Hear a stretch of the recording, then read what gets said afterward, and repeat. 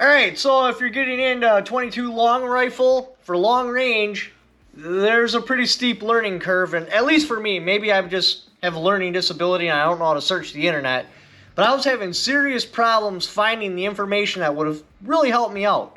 So I'm putting a video together with some of the information that would help you out, to help you get over that hump, and get you shooting long range 22 long rifle. So the topics we're going to cover is where to set the zero, ammunition, transonic zone, and dope card. So let's get into it. First one, where to set the zero. I was finding answers from 25 yards out to 100 yards without any rhyme or reason. I'm like, why would you use that zero? Like, what makes that zero better than all the rest of the zeros?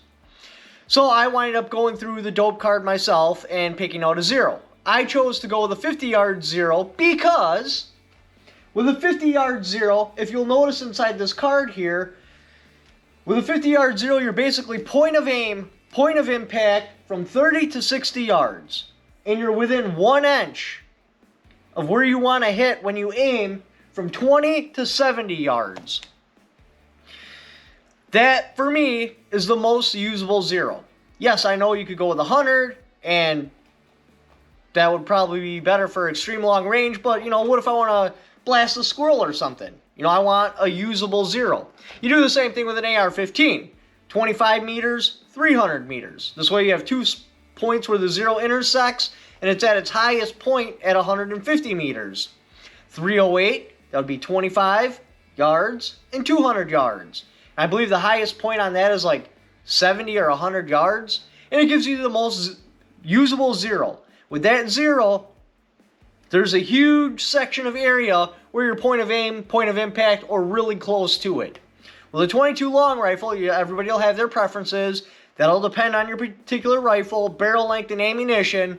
But for a 16-inch barrel, shooting just bulk ammo, for me, I found the 50-yard zero is the best way to go. Because then, like I said, from 30 to 60 yards, your point of aim, point of impact. Then from 20 to 70 yards, you're within 1 inch hitting of where you're aiming.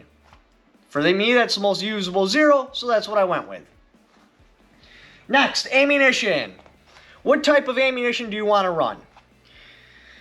That's a complicated question. Now, if you're using a bolt action, the answer is going to be a little bit different. For a Ruger 1022 semi-auto, which is the one I recommend, because this rifle is just a blast, and it's awesome.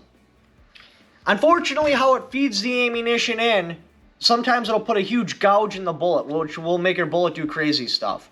Like if I were to take a 25 round mag and cycle this through, there'll be something like 5 to 10 bullets with dicked up noses because they got scarred, or the nose got bent over, or something like that. So, running primo ammunition in a Ruger 1022 doesn't make sense. A CCI mini mag is still going to get a scar on the bullet. It's still going to have the bullet tweaked from time to time. It just doesn't make sense to run that primo ammo because your bulk ammo, it's not just as good. It's not. Yes, I shot some sub-MOA 3-round groups with this, but I also shot some 1.5s. When I tried to do it, what was it, like a 10 or a 15-round group, which is right here, it went just under 1.5 inches. Most of it was inside 1 MOA, but because every once in a while it'll just carve a chunk out of the nose, you get some flyers. At 200 yards, I shot all 20 rounds, and I got something like 10 MOA. Yes, if I would have tried really, really hard, I probably could have got it down to 5 MOA, but the environmentals are a bitch. So that's not an ammunition problem or a rifle problem, that's a me problem. I'm just not that good at calling environmentals yet. I will never shoot over a 3-round group sub-MOA with this just because the environmentals get me.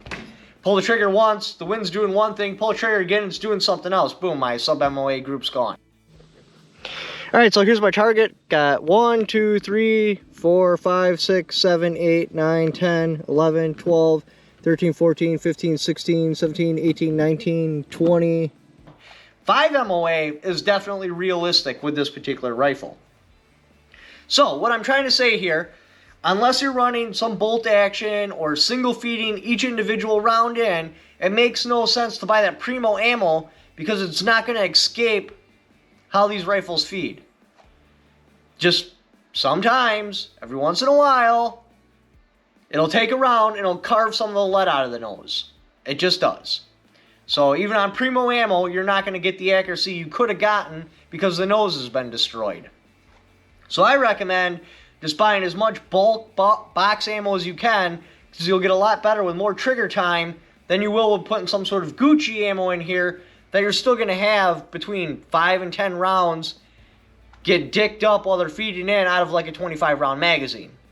It's not screwed up enough to where you're going to totally miss the target, but your sub-MOA groups are going to open up. You could probably go in there and like polish it or something like that, but I'm just not touching it. It's basically because this barrel doesn't have a feed ramp on the barrel. It's just a flat surface with a hole in it. So if it doesn't hit that hole perfectly, it'll hit the side and it'll carve some of the tip off of it. So, bulk, cheap, massive amounts of ammunition will net you more than running a smaller amount of Gucci ammo. Transonic zone. Well, for the particular ammunition I'm shooting, it goes into the transonic zone at like 30 yards. Shit, I'm zeroed at 50. No, the bullets don't tumble. At 200 yards, I still had my nice little precise holes. No tumbling there. Are you really going to gain by going with a subsonic round that may or may not cycle out of this, depending on, if I built this specifically for subsonic rounds, like put a hard extractor in there and really light recoil springs? Again, you're paying extra for that subsonic ammunition. Why not just run bulk ammo? I can personally verify that you can still shoot 200 yards, even though this is going transonic at 30 yards, and hit what you're aiming at. I was busting stones, probably 1 MOA stones at 200 yards. Yeah, I didn't hit every time. Of course not. There's the wind and shit. But if I kept the rifle on there and tried a couple of times, poof, I'd hit the stone.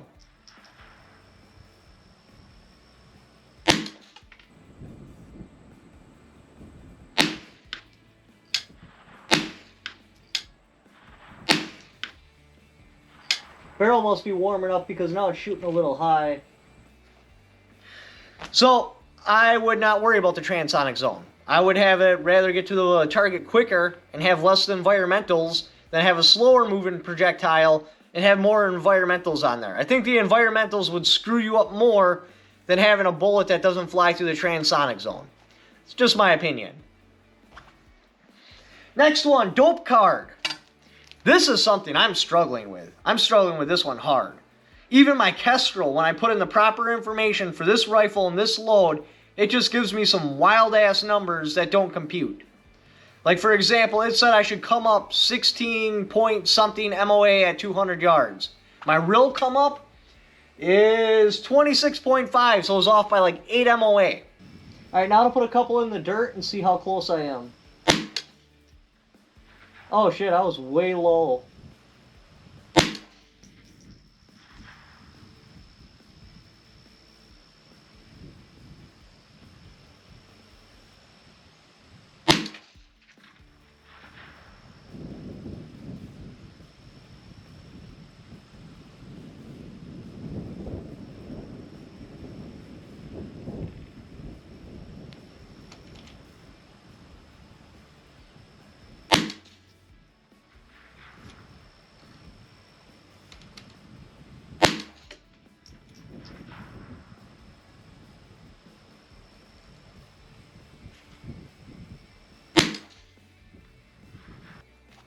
Then if I adjust my BC so it works at 200 yards, then at 100 yards where my come up is 4 MOA, it says I have to come up like 7 or 10 MOA.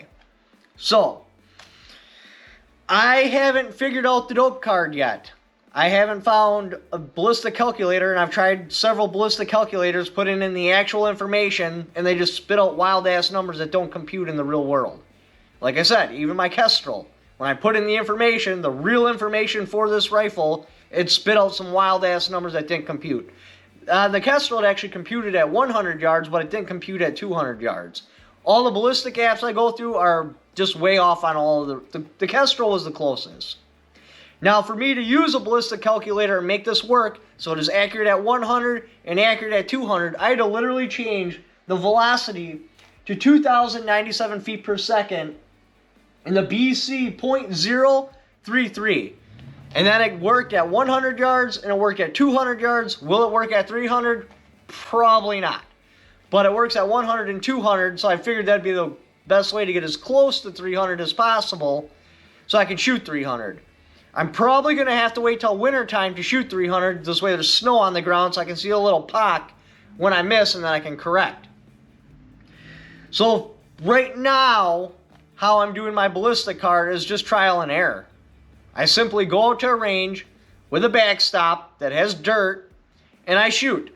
Then I see where the impact is, I correct, and then after I got it dead on, I look at my scope and I take note of exactly where it is. Basically right now at 100 yards I need to come up 4 MOA, and at 200 yards is 26.5 MOA what I need to come up. Hopefully now that I put in those wild ass numbers to make it work at 100 and 200, my ballistic calculator and Kestrel will actually tell me close enough to what I have to do at 300 so I can go check paper, make corrections from there. I doubt that's going to happen. And because there's grass on that particular range, I'm probably going to have to wait till winter time so there's snow so I can see the puff. Which brings up the next point. A first focal plane, MOA or MILRAD or MILDOT scope, whatever measurement system you prefer, is an extremely valuable tool. For example, I shot this at 200. I seen my splash in the scope. I used my grid. That got me close enough. And then I just did a little fine correction on target.